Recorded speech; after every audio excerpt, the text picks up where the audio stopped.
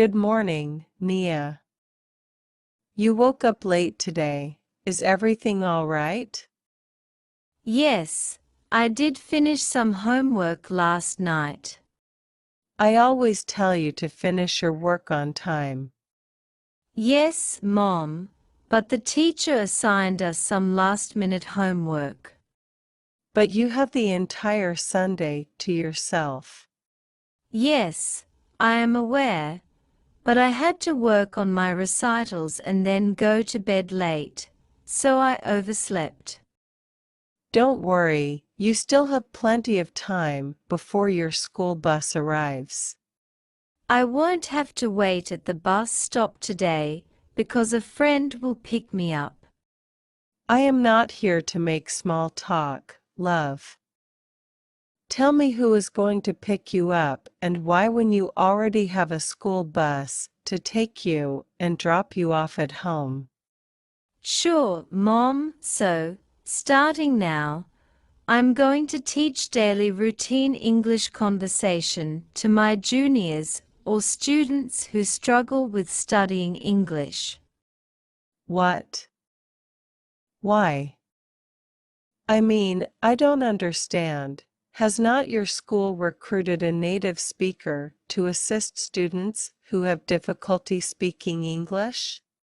Yes, but his grasp of native English is just too difficult for the students at the introductory level. Furthermore, he is far too focused on teaching them grammar and tricky synonyms rather than teaching them daily life English conversation. Are you able to manage that many students on your own? It's not just me. 7 other students volunteer to be mentors to other kids, one of whom is my friend, who is picking me up today. How are you going to pull it off? By encouraging students to engage in daily English conversation and helping them in the formation of English sentences. It's a great responsibility. Do you have enough time? I don't want you to compromise with your studies. To be honest, I'm not going to compromise my studies for all of this. I was planning to get up early and take some time out of my morning routine to make preparations for this volunteer activity. Do you have anything in mind, like any ideas about where to begin? Because they are not native English speakers, we will start with some simple conversation topics for them to practice later, followed by some synonyms and tongue twisters. That's wonderful. I am extremely proud of you, Nia, for assisting people with spoken English, as it is now an important part of your children's lives. Yes, exactly. They only need a little help to become fluent in English, and because we are all students, they will not be afraid to talk to us about their problems at any moment. Okay, now hurry up and get ready, but before you do, tell me what you want for lunch. Some sandwiches and apples with beetroot. Remember to take your lunch and a spare key to school today, because your father and I will be late. Please lock the door as we leave for work. Okay, Mom, good day. You, too, have a wonderful day.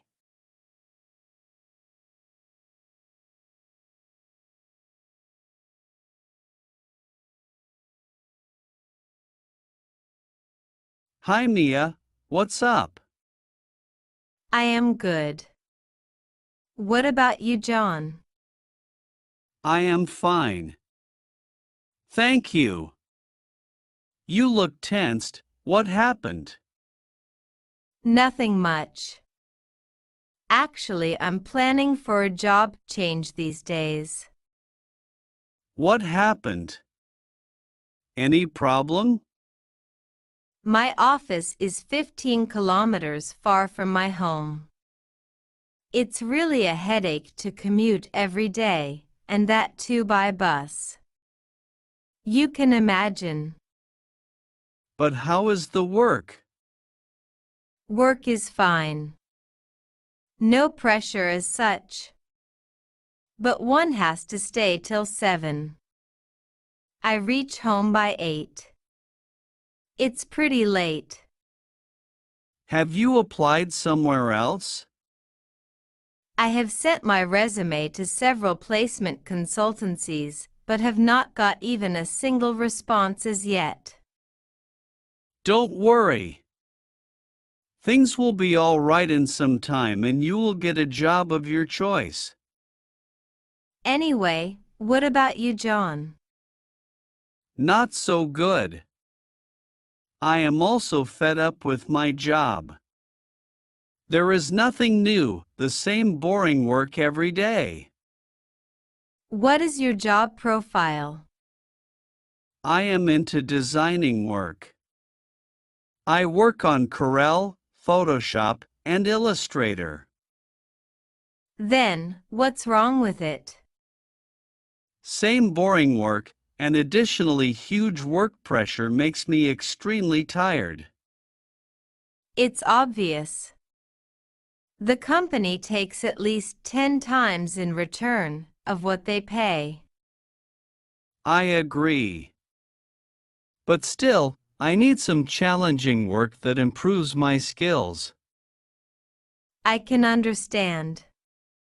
Why don't you look for some other job? I have already placed my resume in few job portals, but all in vain, I guess. No, it's not. My brother got a good job through a portal. Have patience, you will also get one. I hope so. I think we must leave now. It's getting dark. You are right. See you soon. Goodbye.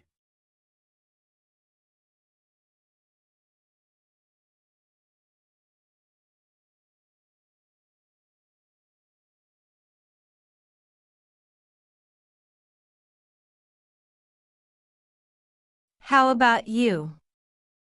Have you ever cheated on a test, Gilda?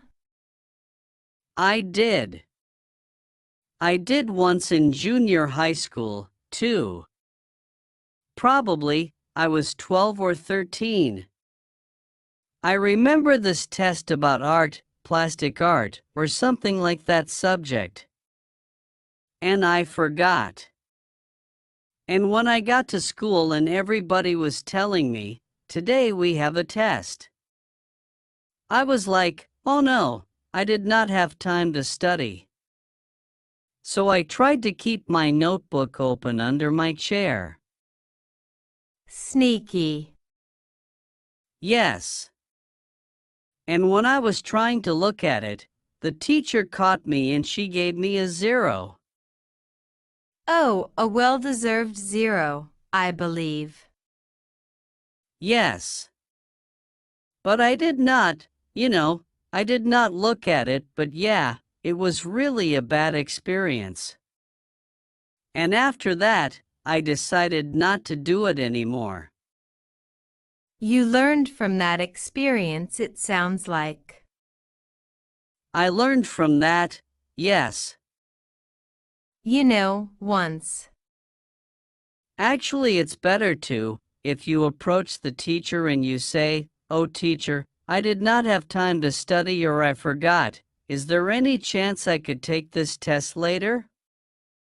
Maybe they might consider your request if you are a good student, of course. Yes. That depends on your attitude leading up to the test, does not it? Yes, exactly. I mean, if you are a terrible student, a teacher is not likely to give you a chance, I think. Once. Yeah. How about you? Well, not exactly cheating, but once in an exam in university, I had a nosebleed all over my exam paper. Gross. And I just stood up and left. I was a bit upset and I stood up and I left. And I just went home and did not deal with that appropriately.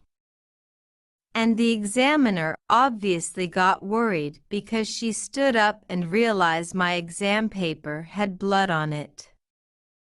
So she called my house looking for me and I had to reset the test, the exam at the end of summer.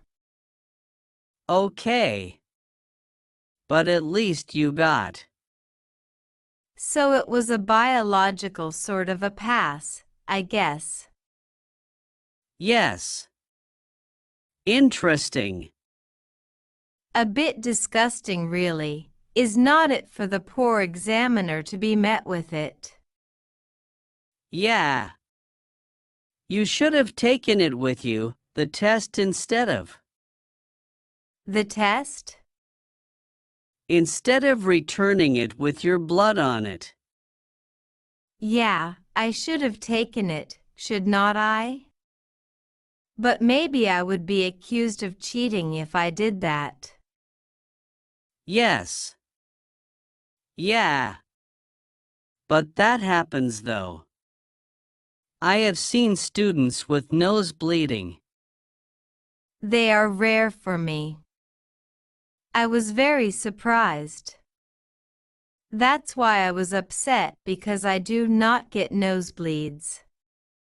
But suddenly, that day, I did very suddenly.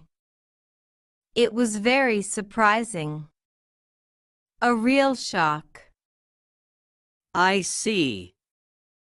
Amy, you got children, right? Ahem.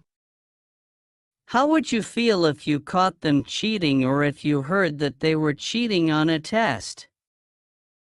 Oh, that's a good question. I guess I would be upset emotionally. I would have to talk to them and find out their reasons for it. Why are they cheating? Why did they? I find out if it was cheating because of panic, because they have not managed to study, or cheating because they just do not want to do the work. So I think you have to find the motivation for it and take it from there, I guess. You know, sometimes when we ask them or when we tell them that, they are like, but you did that once. I am sure you did that once. So how do you think you will deal with that if your daughter says to you, I am sure you did it once? Why are you blaming me now? I think I have to divert that question away, I think. It's not about me though, is it? It's about you right now. Exactly. Yes, yes. I think, remaining calm about these things is probably the best way to go, because I know my daughter would fully expect me to be livid about being caught cheating on a test. So I think I would have to surprise her and remain calm because I get really grumpy with her anyway over stupid things. So I think if I stay calm and I talk to her about it, she thinks rationally. Yes. Yes. Yeah. I think it's the best thing.